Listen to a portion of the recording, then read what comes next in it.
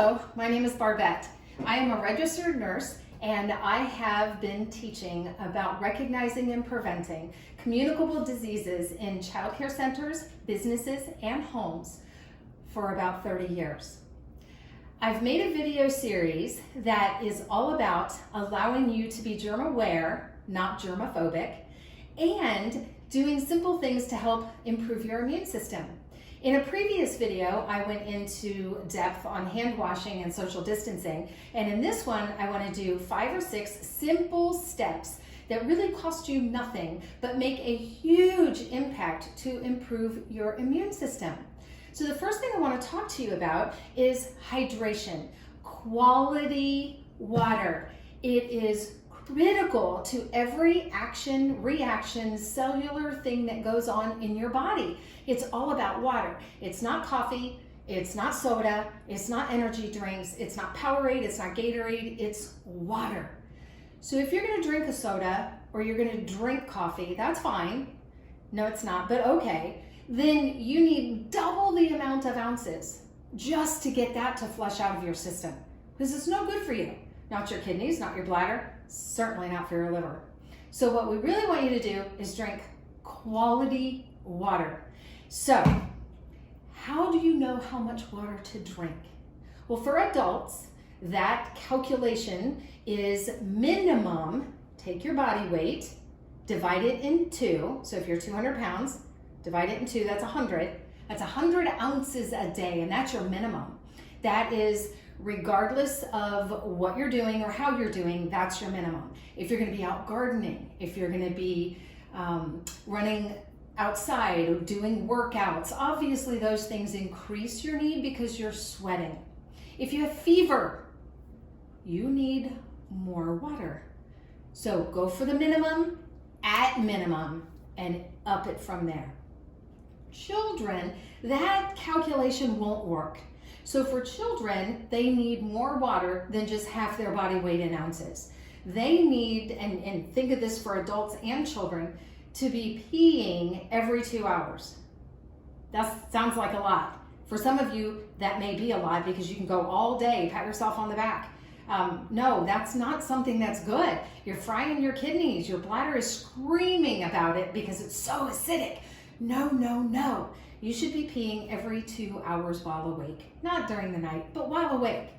If you are a person who gets up in the middle of the night and you have to go to the bathroom, I'm fine with that. All of us have to do it at some point or another.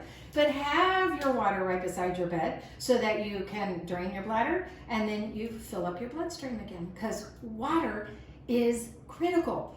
The dehydration that we go through is not good for us, and it happens to most Americans because we choose other things than water. And so in our blood vessels, the red blood cells and the white blood cells are all jammed in these blood vessels like in a traffic jam. But when you put good quality water in your system, then the next thing you know, your blood vessels are happy and your blood cells are floating in that nice fluid. It's really critical for us. Number 2, critical factor for your immune system is sleep. Did you know sleep deprivation is an acceptable form of torture? It's that scary. It's that bad for you. So sleep is critical to keep your immune system strong and healthy. So what is an appropriate amount of sleep for an adult? Well, minimum is 6 hours. Because if you sleep less than 6 hours, you're depleting your immune system. Your body has a lot of work it needs to do while you're asleep. You gotta give it that opportunity. If you sleep more than 9 hours as a grown-up, as an adult, 9 hours doesn't sound like much to somebody who wants to sleep till noon every day, but it's not good for you. The issue that you run into is the dehydration status. So your body is laying in bed, you're breathing, and every exhale, there's moisture going. Every moment, you're evaporating moisture out of your skin, and so you become dehydrated. So if you think, well, I'm gonna set my alarm for 9 hours, I'm gonna drink some water, and I'm gonna go back in bed, I get it, but it's not gonna work. It will help to keep you more hydrated, but you're gonna miss out on critical factor number 3. Back to number 2 though, for sleep for kids. How do you know the appropriate amount of sleep for children? It's obviously not 6 to 9, it's much more than that. I saw on the internet quite some time ago a beautiful little chart that showed the age of the child, what time they needed to get up in the morning, and it went like that to what time they need to go to bed. And so you're talking 10 to 12 hours of sleep for these children, but that's another good reason to make sure that they're very well hydrated. Critical factor number 3 for your immune system is nutrition. Oh, excuse me, it's move. We'll get to nutrition in a minute. Critical factor number 3 was movement. It doesn't mean you have to go run a marathon. It doesn't mean you have to go do a heavy duty workout every day, but it does mean that you need to get up and move every day. So if you have a sedentary job, sitting is considered the new smoking for what it does to your immune system. You don't want that. So get up every hour if you have a sedentary job. Go outside, get some fresh air. Walk around your office, walk around your house if you're stuck at working at home right now. But get up and get moving. If you're watching a 2-hour movie, pause it halfway through, get up and get moving. You can do leg lifts, you can do squats, you can do toe raises, you can do knee lifts, you can do a couple jumping jacks. Anything to get that physical movement so that your blood is circulating, you're breathing a little bit heavier, then you're gonna get deeper breaths into your lungs, you're gonna bring in more oxygen, more oxygenated blood is gonna be going through your body. It's a lovely cycle in a positive direction. So movement, critical factor number 3. Number 4, excuse me, nutrition. Nutrition means not just any old thing you stick in your mouth because it's called food. No, nutrition means things that are nutritious. Those are fruits, vegetables, nuts, seeds. These are things that are healthy for you. The body is designed to digest them. Anytime somebody tells me, oh, I can't eat broccoli or I can't eat cauliflower, my brain wants to explode. There's a reason you're supposed to have those fruits and vegetables in your system. And if you're not tolerating it well, we need to have a conversation about other things that you're eating or issues in your digestive system, etc., etc. So nutrition is key. Look in your pantry and find out, are you eating a lot of processed foods? Are you eating a lot of boxed or canned? Open your refrigerator. It should have fruits, vegetables, salads. Good, healthy, nutritious food is what your immune system is bargaining for. You need it. The 5th thing is oral hygiene. It's so critical. Everything about respiratory viruses starts and ends. Well, it starts right here. It can end right here with hand washing, but it starts right here. Coughing, sneezing, talking, breathing is the exit for all of these respiratory viruses and bacteria, all of them. The entry is also this way. So we tell you to wash your hands so you break that connection for what your hands might carry towards your face if you're messing with your face or your teeth or around your eyes or whatever. So it is that you can break the chain of infection with washing your hands. But as far as your immune system, it is strengthened if it doesn't have to work so hard to stop the influx of pathogens here and here. So how do you do that? Well, obviously there's ways, as I described in the other video about social distancing so that your risk of exposure from what you're breathing in, but the oral hygiene is so critical. You should be brushing your teeth after every time you eat, not just in the morning because of morning breath and not just because of going to bed. It really is about getting the sugars that come from fruits and the other food that you're eating, getting those sugars out of your mouth. Sugar feeds bacteria. Sugar feeds virus, fungus, parasites. It feeds cancer cells.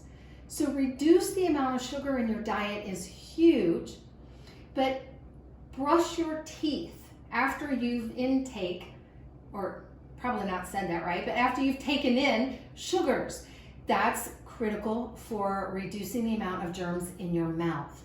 Every time you brush your teeth, It's kind of like washing your hands. You reduce the amount of germs in your mouth.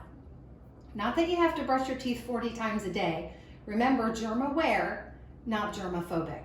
So after you brush your teeth, and keep in mind, the teeth are only 10% of the whole oral cavity. So if you only brush your teeth and stop, that's like brushing or washing your thumb and part of your palm and saying that's 10% of my hands, I'm done for the day. No, you're not. That's silly, you wouldn't do it. So brush your teeth, and then what comes next? It's flossing. So you floss your teeth with either the string or these little individual guys. And I know that some people don't like these, and I don't care. I don't care. What I care about is that you break up what is between your teeth. So if you're gonna use the string, then you use it, you go through your teeth, you wind, all that kind of stuff, you throw it in the trash, and then you wash your hands with soap and water. If you're gonna use these, you're gonna have to let the water run a little bit, because you're gonna go and then you're gonna have to rinse. And you're gonna go and you rinse, okay? Because you really do wanna make sure it's single use for the whole mouth, and then wash your hands, throw this away. When you're all done with that, this is the time that I say, yeah, I don't own stock in Listerine.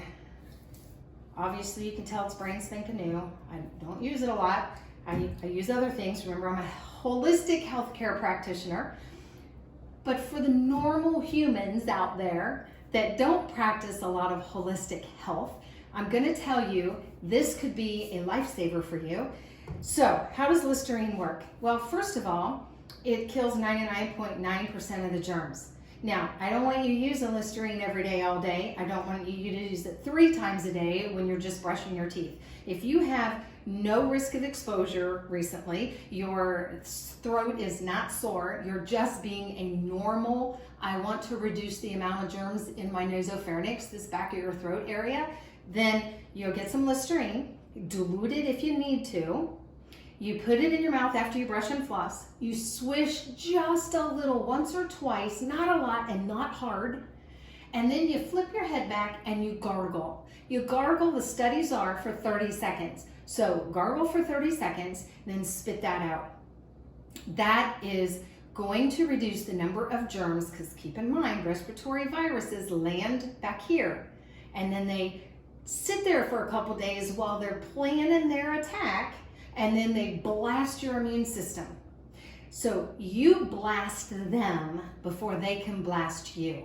Now, for children, it's a little different because they're not gonna have Listerine. So for children, you can use just warm water. You don't even have to put salt in it.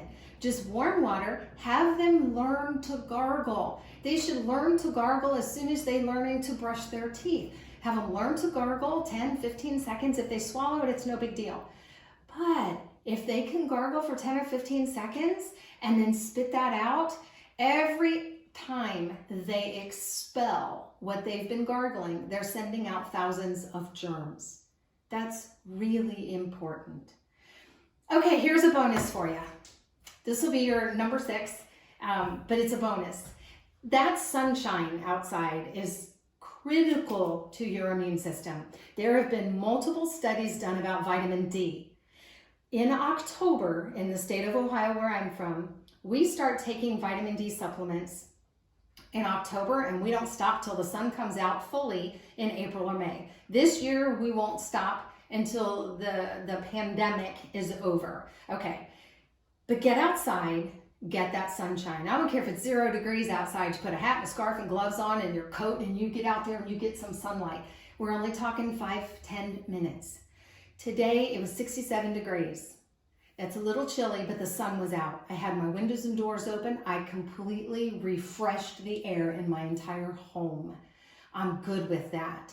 Sunshine is critical. It's for your eyes, it's for your skin, it's for your immune system. The vitamin D is really critical for your immune system. I'll do a whole nother video on just your immune system, but today's video was supposed to be just those 5, got a bonus, number 6. Simple steps that you can do on a daily basis that improve your immune system, not just because of corona, but because of any virus or bacteria. You gotta have a good, healthy immune system. So thanks again. My name is Barbette. I'll see you on the next video. Have a blessed day.